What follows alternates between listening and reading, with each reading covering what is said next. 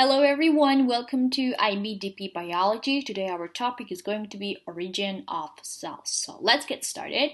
First of all, we're going to talk about spontaneous generation. So spontaneous generation is an absolute theory which states that living organisms can originate from non-living organisms. The theory believed that dust created fleas, maggots arose from rotting meat, and bread or wheat left in a dark corner produced mice, among others. Although the idea that living things originate from the non-living things may seem ridiculous today, but the theory of spontaneous generation was hotly debated for hundreds of years. During this time, many experiments were conducted to both prove and disprove the theory. So, the first scientist that made an experiment about the spontaneous generation was Francesco Redi. The Italian physician and poet Francesco Redi was one of the first to question the spontaneous origin of living things. Having observed the development of maggots and flies on decaying meat, Redi in 1668 devised a number of experiments, all pointing to the same conclusion. If flies are excluded from rotten meat, maggots do not develop. On meat exposed to air, however, eggs laid by flies develop into maggots.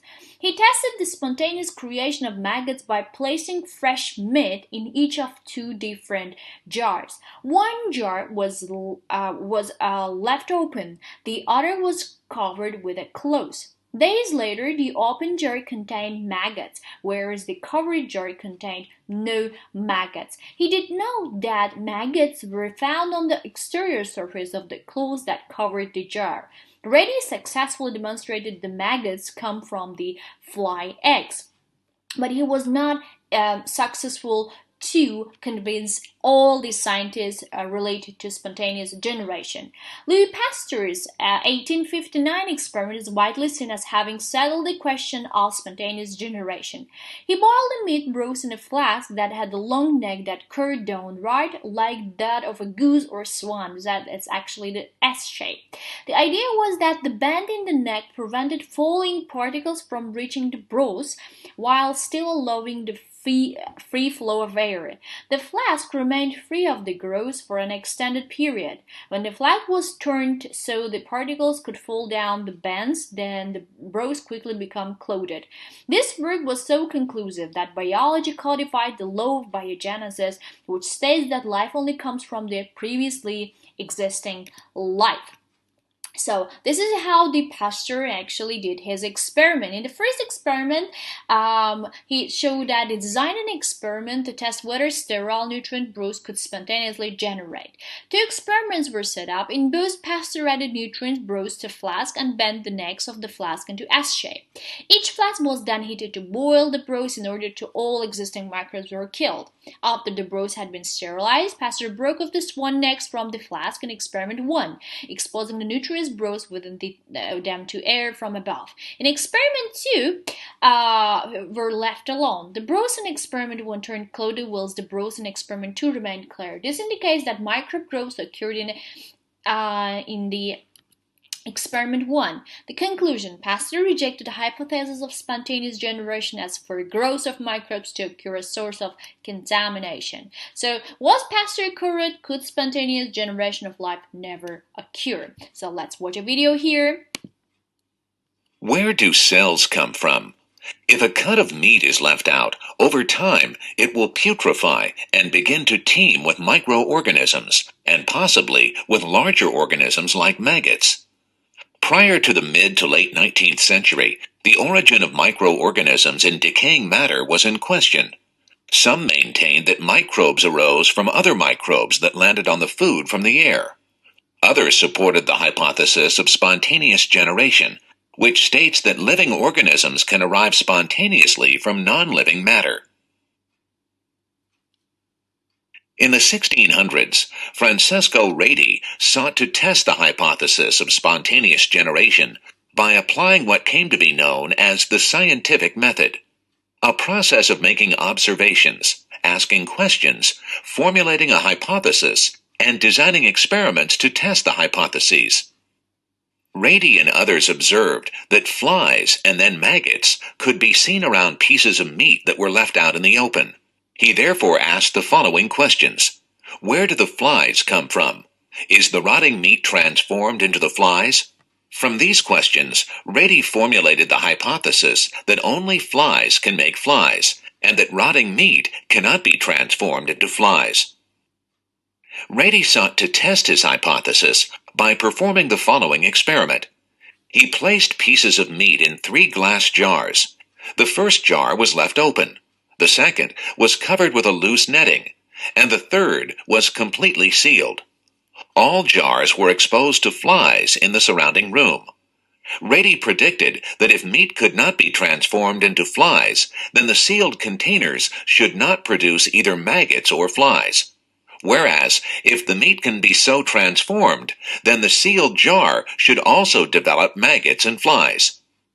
Rady recorded the presence or absence of flies and maggots in each of the 3 types of jars. As he predicted, neither flies nor maggots were found in the sealed jars, whereas in the open jars, maggots and flies were abundant. In the jars covered with netting, maggots were found within the netting itself, but not on the meat inside the jar.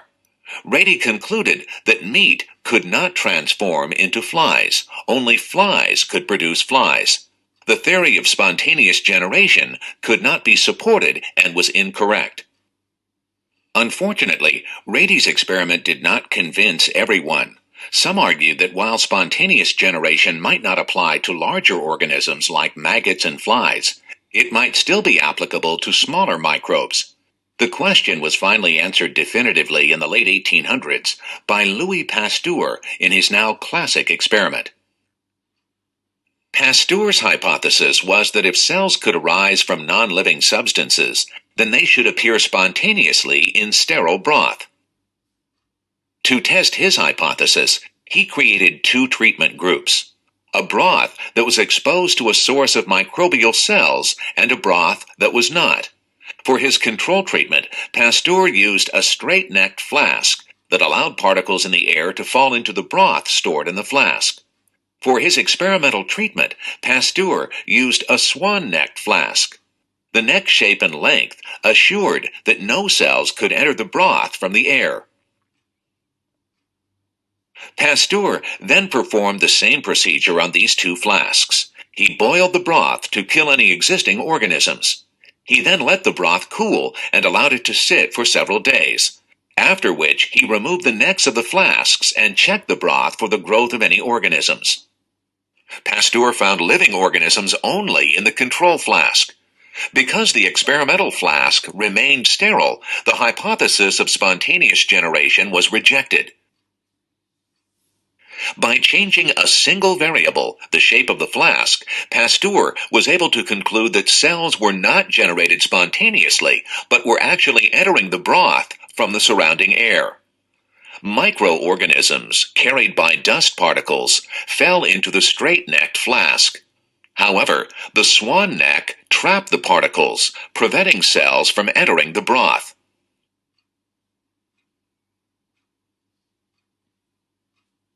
Alright guys, now, according to cell theory, living organisms are composed of cells. The cell theory states that all living things are composed of cells, the cell is the smallest unit of life, and cells only arise from the pre-existing cells. So, cells can only be formed by division of pre-existing cells. Cells multiply through division. Mitosis results in genetically identical diploid daughter cells. Meiosis generates haploid gametes, sex cells. What evidence do we have other than Pasteur's experiment to support this theory? What do you think? Cells are highly complex structures and no mechanism has been found for producing cells from simpler subunits. All known examples of growth, be it of a tissue, an organism, or a population, are all a result of the cell division. Viruses are produced from simpler subunits, but they do not consist of cells, and they can only be produced inside the host cell that they have infected. Genetic code is universal. Each of the 64 codons, a codon is the combination of 3 DNA bases, produces the same amino acid in translation regardless of the organism. The logical deduction is that all cells have arisen as the result of cell division from a singular common ancestry. If we accept that there were times in the history of the Earth when cells did not exist, then it's an obvious point that the first cell must have arisen from the non-living material. The only other possible explanation is that the life in the form of cells was transported here from elsewhere in the universe.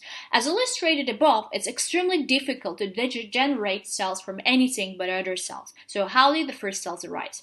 Some of the key problems are non-living synthesis of simple organic molecules, sugar and amino acids, assembly of these organic molecules into polymers, formation of polymers that can self-replicate, and formation of membranes to package the organic molecules.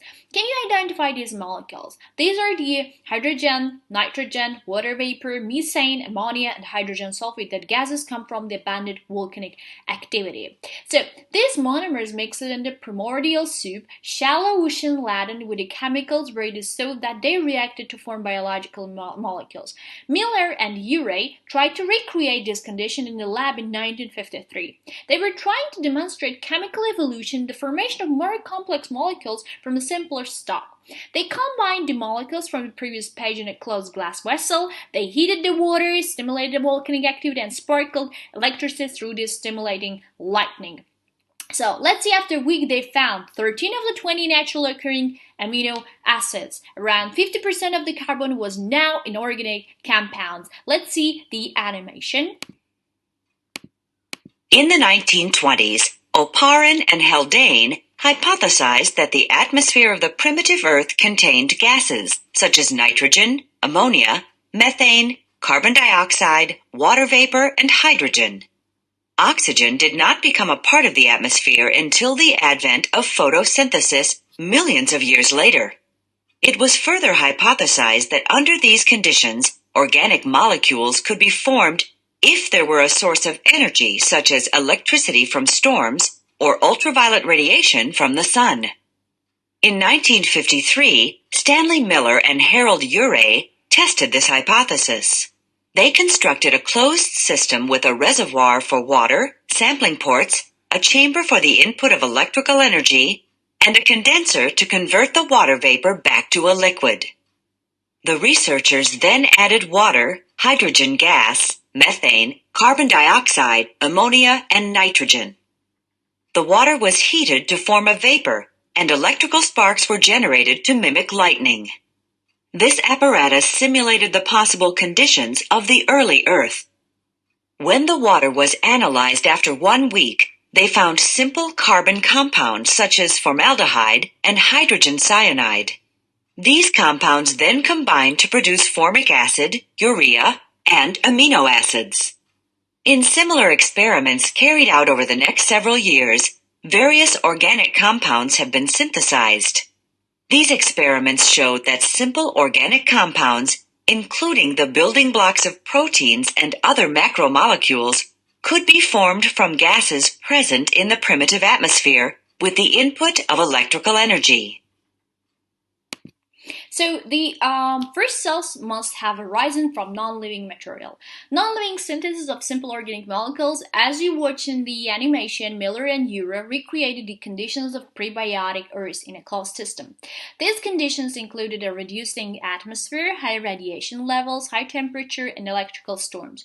Water was boiled to form vapor and then was mixed with methane, ammonia, and hydrogen. The mixture of gases was exposed to an electron discharge to stimulate lightning. The mixture was then allowed to cool, and after 1 week was found to contain some simple amino acid and complex oily hydrocarbons. Based on these findings, it was concluded that under these hypothesized conditions of prebiotic Earth, organic molecules could be formed. Assembly of these organic molecules into polymers. Miller and Urey's experiments allowed for the formation of amino acids, but the condition used also tend to hydrolyze bonds, preventing polymers forming.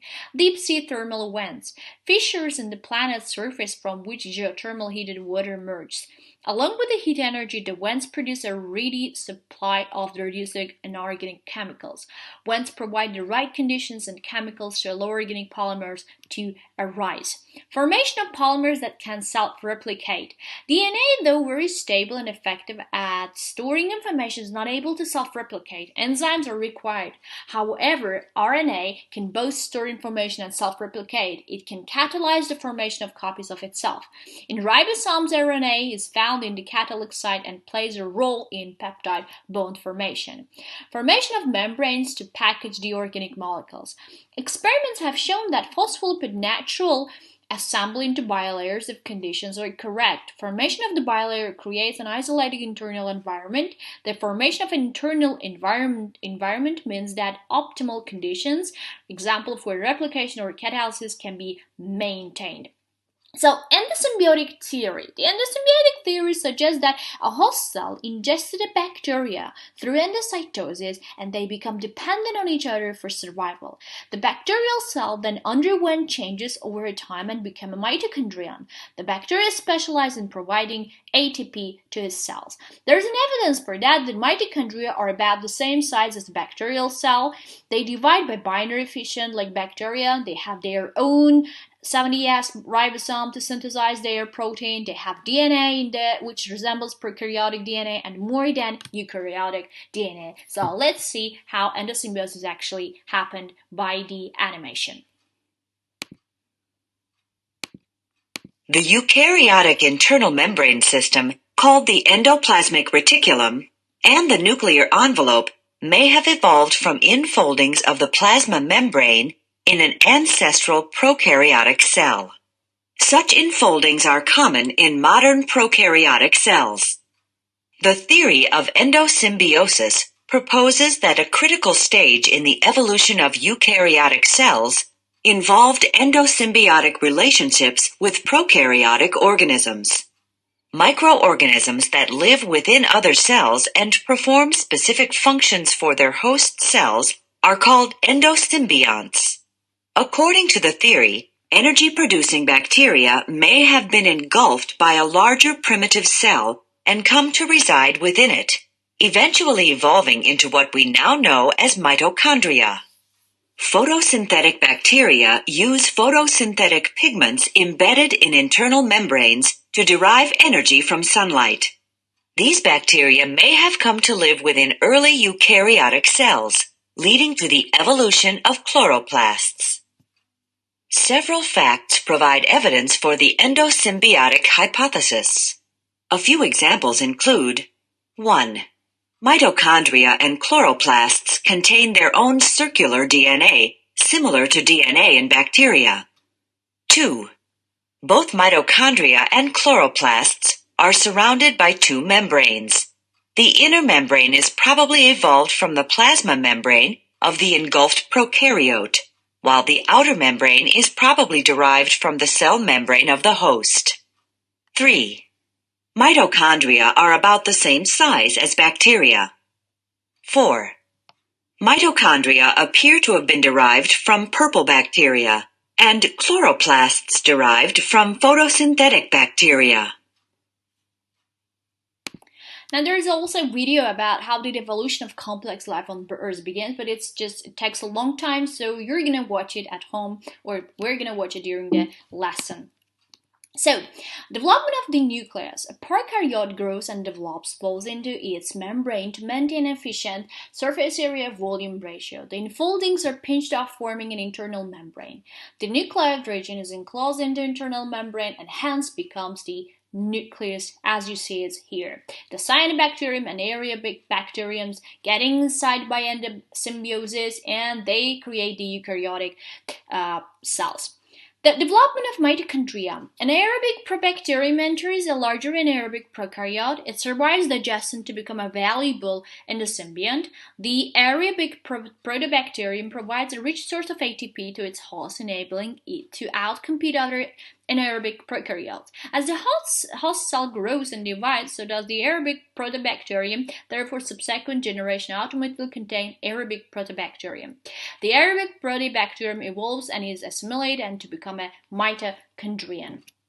The evidence supporting the endosymbiotic theory for mitochondria and chloroplasts. They have their own DNA. They have ribosomes that are similar to prokaryotes. They have a double membrane, and the inner membrane has proteins similar to prokaryotes. They are roughly the same size as bacteria and are susceptible to the antibiotic chloromeniphicol. They transcribe their DNA and use the mRNA to synthesize some of their own proteins. They can only be produced by division of pre-existing mitochondria and chloroplasts. Thanks for watching, guys. Have a nice day. Bye bye.